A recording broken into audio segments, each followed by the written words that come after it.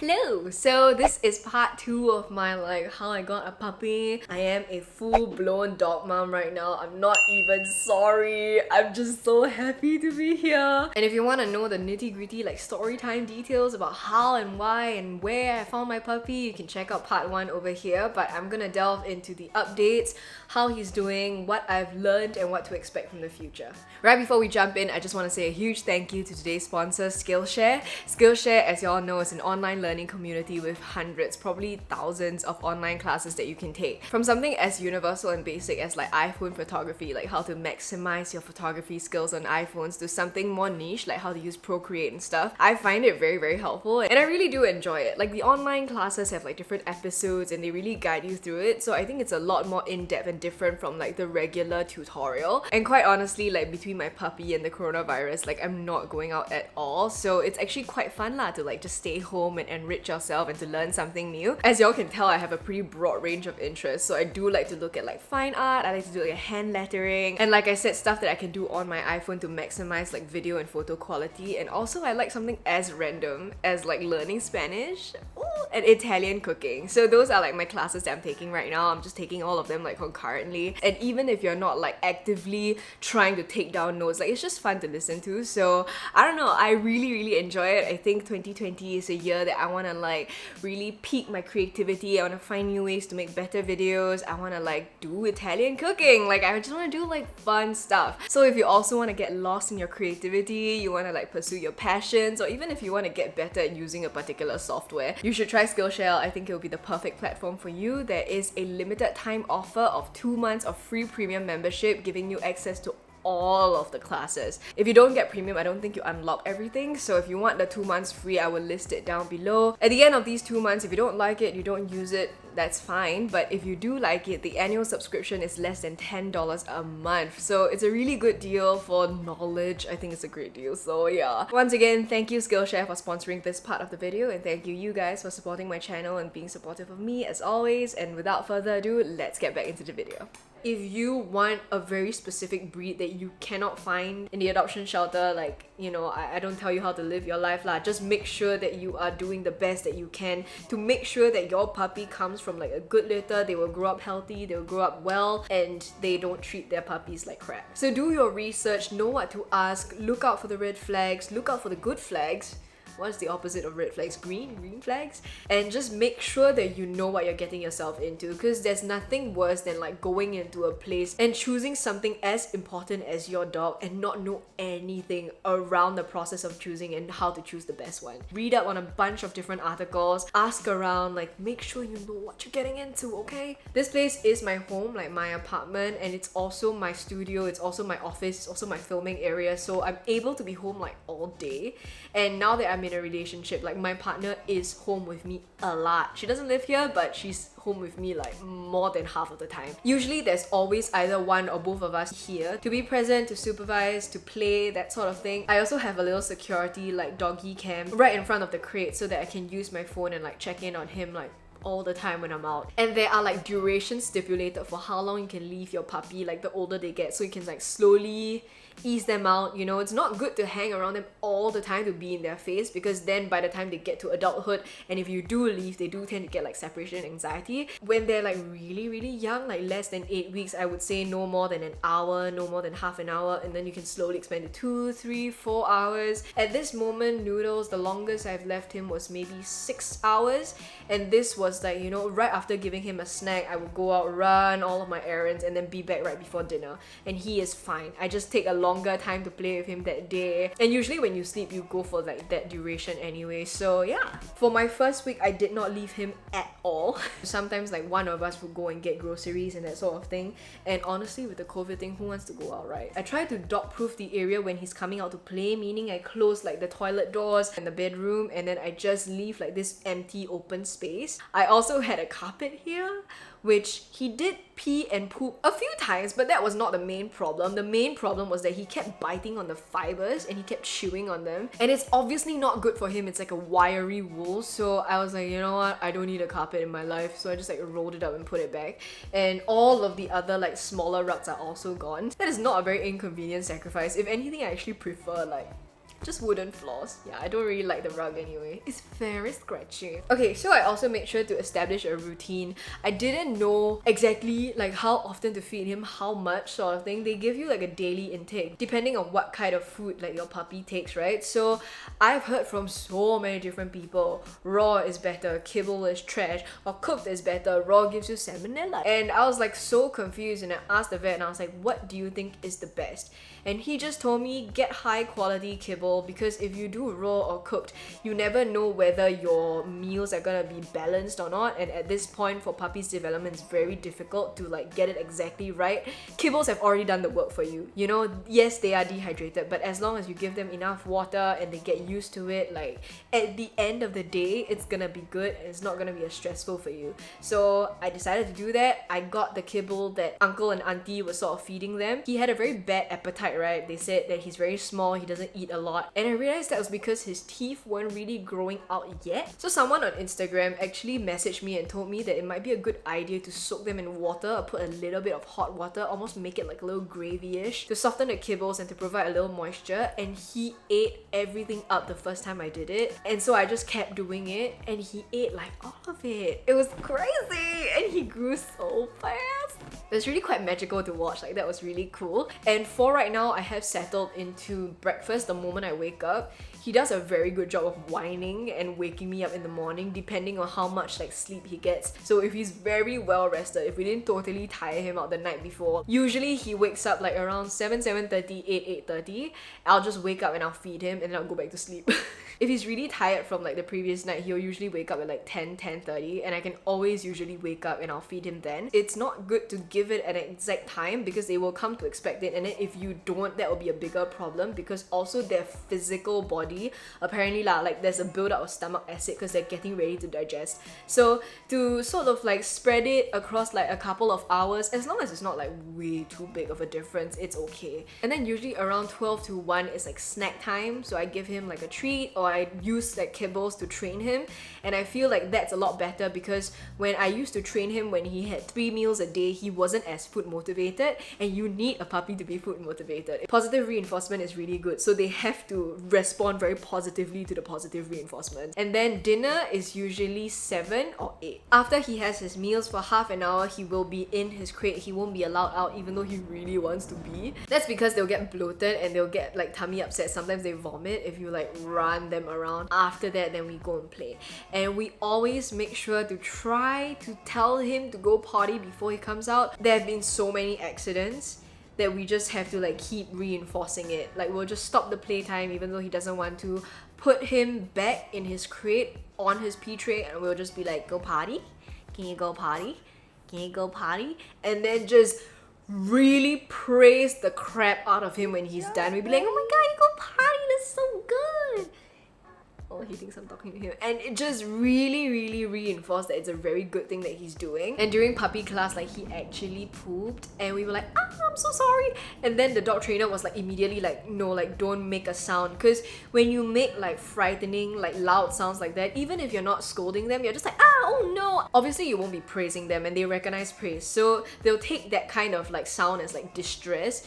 And so they will try and hide their poop from humans like when they poop outside, which is even worse because then you cannot spot it and you cannot clean it right away, which is exactly what happened because he started pooping at the corner of where I wash my dishes, like right behind the counter, on the mustard long fleeced rug. Ooh, and it was diarrhea. Ooh. We had to rinse it, we had to wash the whole thing, and then we just kept it away. That's one of the best things that I've ever learned. It's just to not make noise.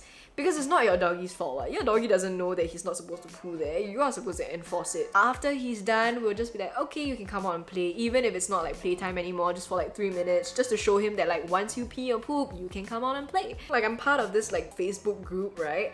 And then someone asked like, hey, how long do y'all need before you sort of like open the crate and let your puppy like roam freely? And then there were a bunch of people that were like, I never crate my dog. This is so inhumane. My dog is part of our family, so they can roam wherever. And like, okay lah, I mean, you want to do that, fine. But from a lot of articles I've seen, and even the dog trainer that I'm like talking to also told me that it's not good to do that because it's more difficult to change a bad habit if it's already been established and he can get away with it for like a bunch of times than to like enforce the good habits first and then give him more freedom. So that's what you should work with. Like, you should start with a lot of structure, a lot of rules, and then slowly open him up for him to like really recognize that this entire space is his home as well. Also, crate training is really important if you ever move house, if you ever do dog boarding, if you're ever away, because your dog establishes that ground as theirs, like their home, and they feel a sense of comfort and safety in having this same variable even though the environment is different. It's very highly recommended to do crate training, and it's not so difficult. Just don't force your dog to go in and to just feed meals there, like put the bed there, make them feel very comfortable. And it's good to start from like a little crate. He's like, this is my space. So naturally they wouldn't pee or poop in their bed, like that's just a natural instinct. And then you can buy like puppy trainers, which is just like an ammonia spray, so they'll smell it and they go, oh, I'm supposed to pee here, and they'll pee there. And he's been really good with his pee tray. You can do it with pee pads as well, or if you can also do it on grass, like if you have grass like right outside your house, that sort of thing. And then slowly expanding the space that he's allowed to roam in. So from this crate, he's slowly growing like a little bit too big for it. He can like almost the top of it, right? So we're getting a playpen. I've already ordered it. It's coming in like 2 weeks. I'm gonna set his crate up over that side, and then we're going to like expand it so slowly he gets more used to the space in the house and he's not as like crazy playtime, curious about everything, wants to pick at everything, wants to bite everything sort of mentality before we like really housebreak him lah. So that's what we're doing with the crate training. Leash training is not going as well. I bought him the leash and the little harness, right? Because people told me like having a collar for him is not so good. So I skipped having a collar entirely. I got the harness, but I think my mistake was that I didn't really introduce it to him properly with the proper positive reinforcements. The first time I put it on was when I brought him to the vet. That was my mistake, and I didn't really like slowly introduce it to him, and I really wanted to like use it to play with him so that I would control him. But the thing is, he couldn't fit into the harness until like maybe 3 weeks later. So for 3 weeks, every time for playtime, he was without leash. He was running around everywhere. He started like in this immediate area, but he got more comfortable. So to him, it's like, what the hell? Why am I suddenly on leash? So he really hated it. He would try to get out of it. He would try to bite it. He would try to bite the leash. And I don't like seeing him uncomfortable. I don't think that's a good way to like teach a dog. So I would take it off and then he would refuse to wear it. So I asked the dog trainer how I can fix this. She recommended me get like a very thin, small collar.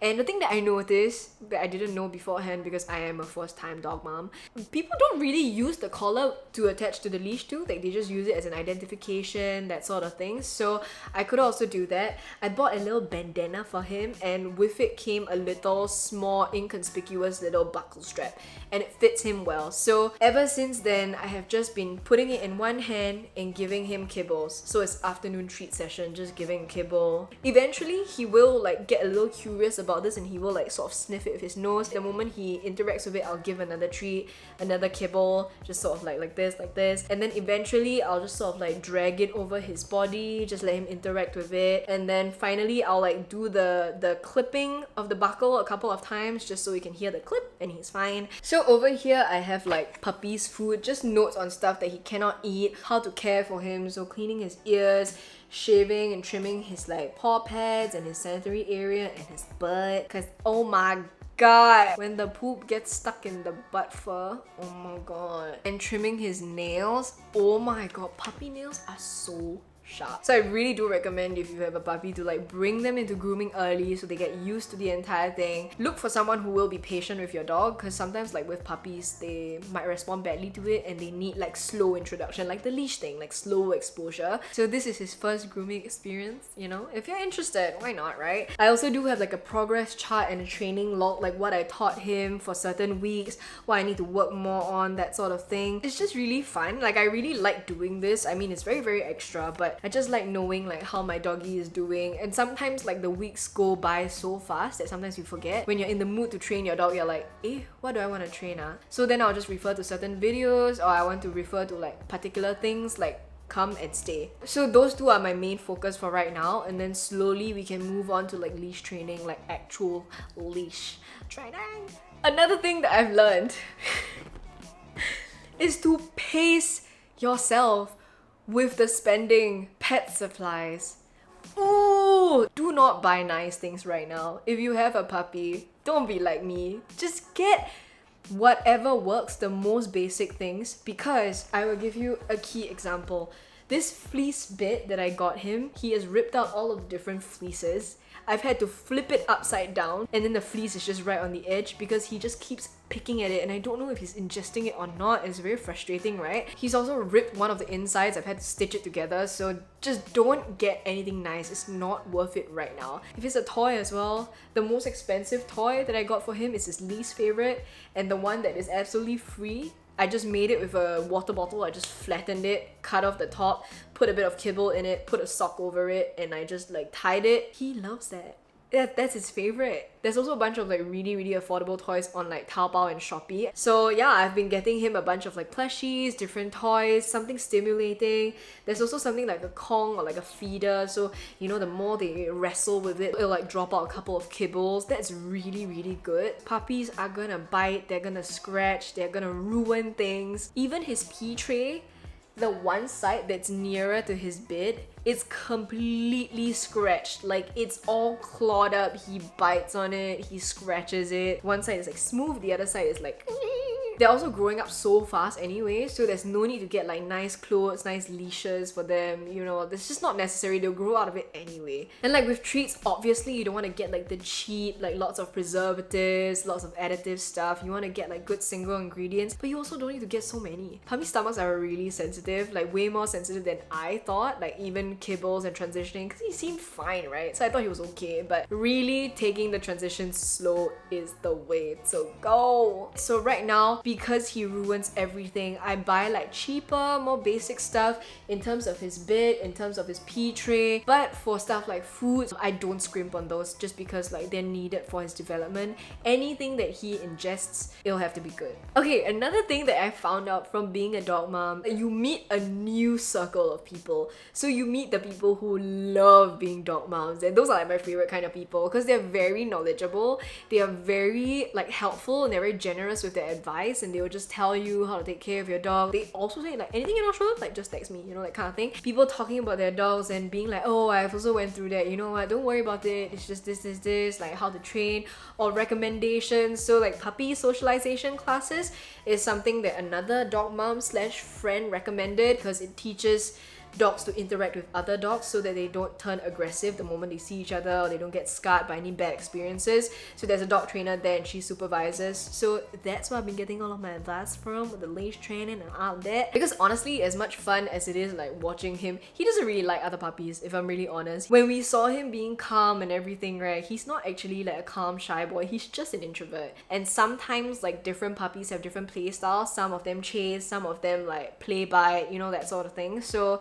he actually prefers humans, and he prefers like other quieter puppies. That's something that we wouldn't have known if we hadn't brought him to the class. I mean, you can get all of this information online and you can watch as many tutorial videos as you want, but when you're having a specific problem like the one that I had with my leash thing, with Noodles, I could just ask her, and then she taught me how to do that, and she also taught me how to be better at potty training, and I'm gonna ask her how to stop the puppy biting next week. So I feel like the puppy classes, like they may sound expensive, it's like $50 a class for like 45 to 1 hour, but me being able to ask her all of these things and getting immediate answers, I feel like it's worth it. On the other hand, you'll also meet people who are very boisterous, who think that they can tell you how to raise your dog. But the thing that's really difficult to communicate to these particular people is that they don't have all of the information with them. So like social media and everything, like if I'm saying like, hey, you guys, okay, so the grills were really bad for his feet and a lot of people pointed them out. Some people a lot more helpful and nice than the others. And then the bed got delivered. So he was only on the grills for the 2 days. And before that, when he was in auntie and uncle's house, he was in a cage. So he was actually just on grills, and he prefers the feeling of grills even though they're not so good for his paws. So even when I put the bed on and I lay the towel over, or I lay it under, he will always find a way to dig underneath it because he just likes the feeling of the grills.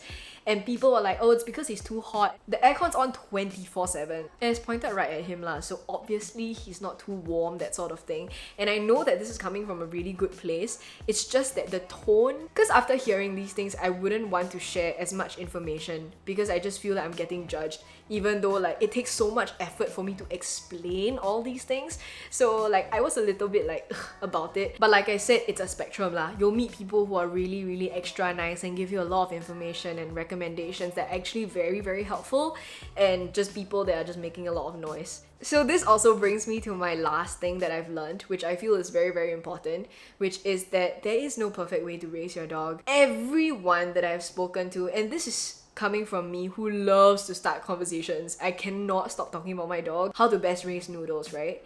And the number one thing that I've noticed, everyone gives contradictory advice. Everybody. So auntie and uncle told me to use feeders to feed him, put the water there because it keeps their like mouth area clean, you know, they don't get soggy, they don't get any like skin conditions, and it's cleaner for them, it's better for them, they like it. And then my vet said that it's actually really bad because it's a learned behavior for them to like raise their head to drink water. It's better for them to do it face down because the water doesn't just like run into their lungs by accident if they're like too excited to drink. So they'll get pneumonia if they do that. So I've abandoned the feeder, I'm not using it anymore, I'm just using the water bowl. Like also with diet, also with like leash training, also with housebreaking, with potty training, like so many people have so many different opinions. So I think it's quite important for me as the mom and the owner of Noodles to really see what he responds best to decide what's best for him based on my lifestyle, based on my apartment, based on his temperament, based on what he likes as well, to make like an intelligent decision on how best to raise my kid. You know what I mean? It's really like raising a kid. And because I'm a first time dog mom, like I definitely make mistakes. I probably will continue making them. Like I'm not perfect, but I'm just gonna try my best, and it's quite important to like forgive yourself. I think to be able to like continue doing the best for my dog, I need to forgive myself for my mistakes and learn from them and make sure that I never do that again. So being very vigilant, supervising him, like the moment he's out, I'm not on my phone at all unless I'm like trying to video him, you know, stuff like that. Even though my partner is here a lot of the time, he is my dog. We play together, but I'm the one that picks up his poop, I'm the one that feeds him every day, I'm the one that like does all of the majority of the work it takes to take care of him. Being involved in every aspect of like taking care of my dog is a very big commitment, and it can be very tedious, but it's also like a very big privilege because then I get to interact and see him, see his poop, you know, see how he's doing, see how he's eating, see what he responds best to, and I feel like I know him the best, you know? Okay, so that's the majority of what I've learned. I feel like it's pretty comprehensive lah. Besides like the standard few things that you learn when you're a dog mom, I feel very excited and also very like, for the future because he's growing up so fast. He's literally like double the size, or almost more than double the size now. I'm gonna be giving you all regular updates. There probably are like better, more regular updates on Instagram, so you can either follow me or Good Boy Noodles here. So if you like this video, don't forget to click the thumbs up and also subscribe. I make new videos every Wednesday and Sunday, and if you want to see more of him, let me know what you want to see, and stay notified by clicking the bell right here. And I'll see you guys really soon. So busy. See you guys. Bye.